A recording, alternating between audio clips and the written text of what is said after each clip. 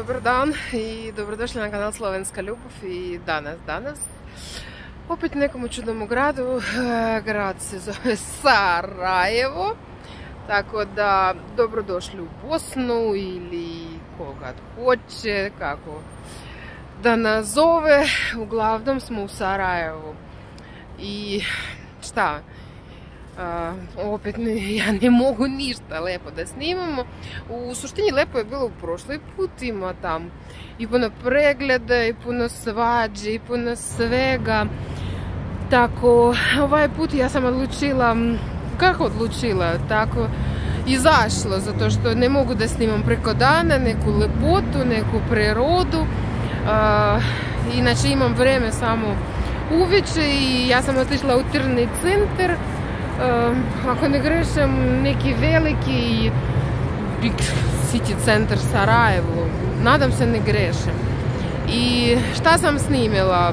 Pa prošla tamo, vamo. Iskreno ja ne volim tako snimanja. Kao idem, gledam, ništa ne kupujemo, ali nešto snimamo. Uglavnom ja sam snimila za vas svašta nešto.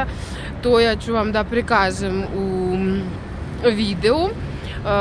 Neko tražio tako video da, kao ako ja na primjer u nekoj drugoj zemlji, pa da snimim cene, pa da prikažem tu situaciju u gradu tamo ili gdje. Tako evo sad vam prilika da vidite kakve su cene u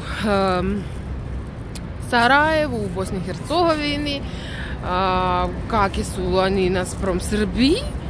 To odlučite vi, pa rešite jel ono vam treba, jel vam to vam zanimljivo, jel ne. Tako da, moja stvar da vam prikažem, ja sam uzela neke same osnovne stvari koje koristimo bukvalno svaki dan.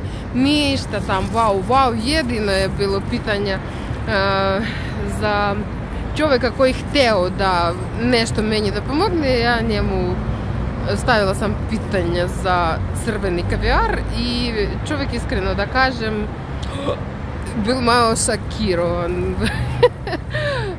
Iz toga mislim da ni crveni ni crni kavijar u Bosni, u Sarajevo nema u prodavnicama. Tako da to pitanja kao da šokiramo ljudi. Uglavnom, gledajte, vidite, komentarišite. Ako je zanimljivo, ako ne, izvinite. Bilo je nešto zanimljivo, možda bit će u drugi put. Tako da, uživajte.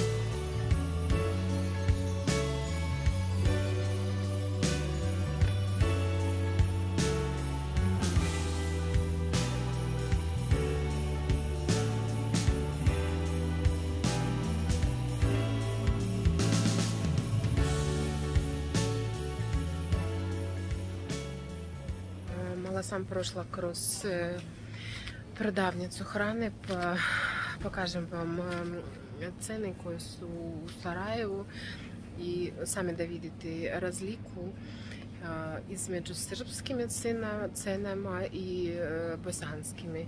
Ja samo vam da prevedim to u srpske dinare, a vi ćete vidjeti, zato što u svakom regionu Srbije cene su različite, tako da nekomu jeftinije, nekomu skuplje, a uglavnom provjerite kakva je razlika Srbiji i Bosne.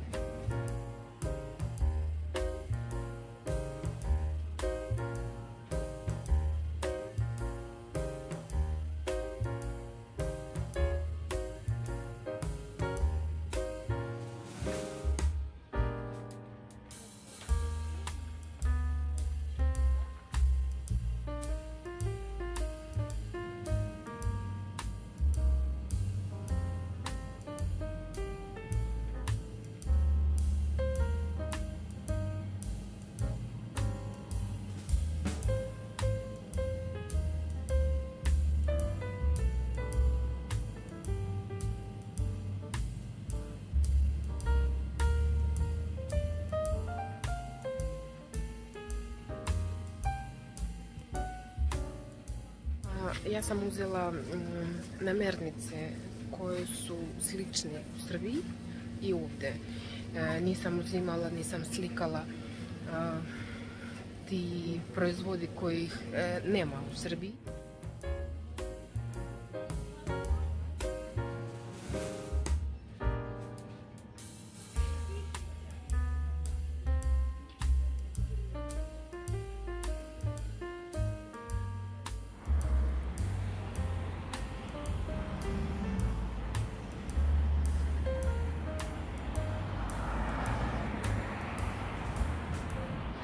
Позаду мене taj shopping centar veliki, Sarajevski, tamo gdje sam bila. Šta mogu da kažem? Obični tržni centar, veliki, ogromni, 4 sprata, ima hrane, ima svašta. I jedino što je iznenadilo mene, lepa, mala prodavnica čaja. Znači, ima čaje, boga mi, svakaka. Ima sa mirisom, ima crni, ima zeleni, ima žuti, ima beli, ima rojbuš, koga u Srbiji znači nikad nećeš naći, bukvalno vjerovatno nikad. Ja znam da Srbija više vole kafu, a ja više volim čaj, tako da nisam mogla da prođem tu prodavnicu i ja sam uzela čaj, pa malo da uživam u Srbiji.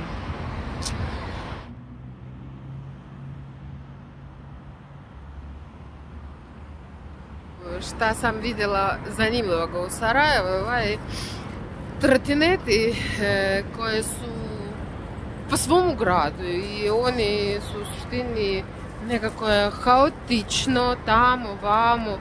Ima osjećaj, znači, kao čovjek vozio, pa onda stao.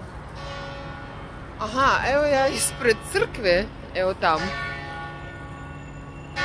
I koliko sati? 9 sati, a ja snimam vam video. Uglavnom, ove trotineti, ja ne znam kako oni funkcionišu u Sarajevu, ali ja idem kroz grad, pešačem, bukvalno. Ne uzimam ni taksi, ništa, ostavili smo autom i trotineti, one su svuda, znači gdje god ideš tamo i oni stoje. Kako ih koristiti, kako funkcioniše preuzimanje toga svega, ja ne znam, iskreno ne znam.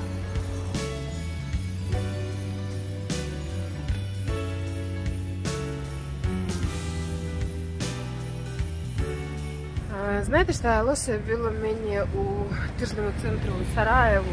Jako loše. Ali to su samo za mene.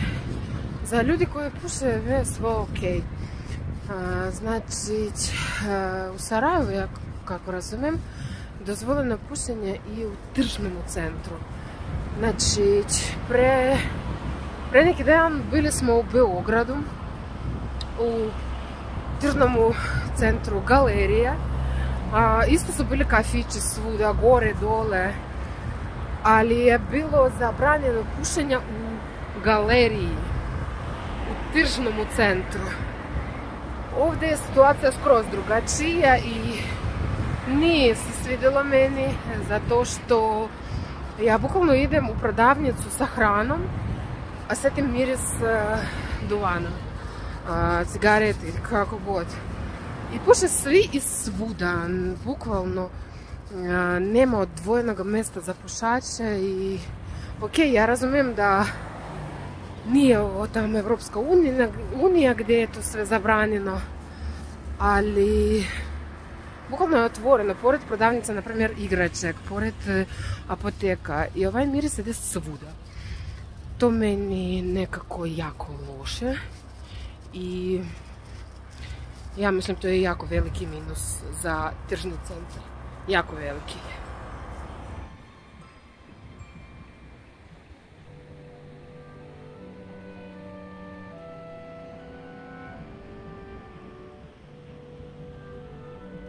Video je izašla meni bukvalno za Sarajevo noćem.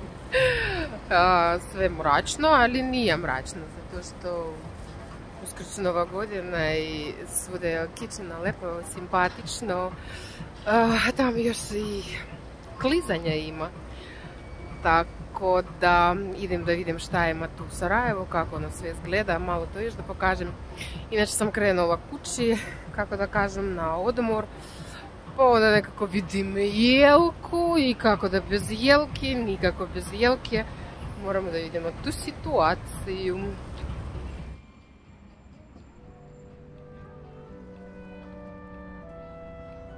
Iskreno ja ne znam gdje je glavni trg za Novu godinu u Sarajevu, ali to je jako zanimljivo, ima muzike, ima svašta, tako da idem da vidim.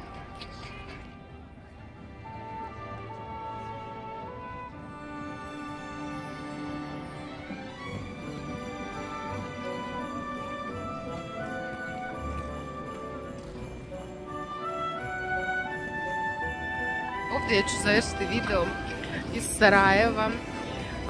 Ne znam šta je bilo tu zanimljivo, sve je opet na brzinu. Ja ne znam kada ću snimiti neko video lagano, s razmišljavanjem, nekim lepo, sa nekim kadrovima i tako dalje. Uvijek mi je nekako sve na nogama, sve brzo ide.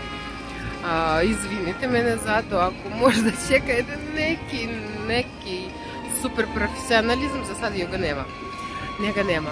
Tako da ja vam želim sve najbolje, želim lepo raspoloženje, svašta želim u životu vam, da bit će vam lepo i prijatno i ne znam šta vam još da želim, budite srećni.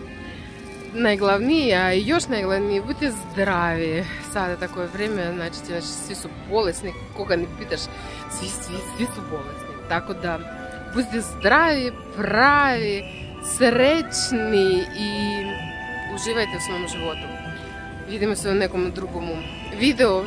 Svako dobro vam želim, čao i doviđenja.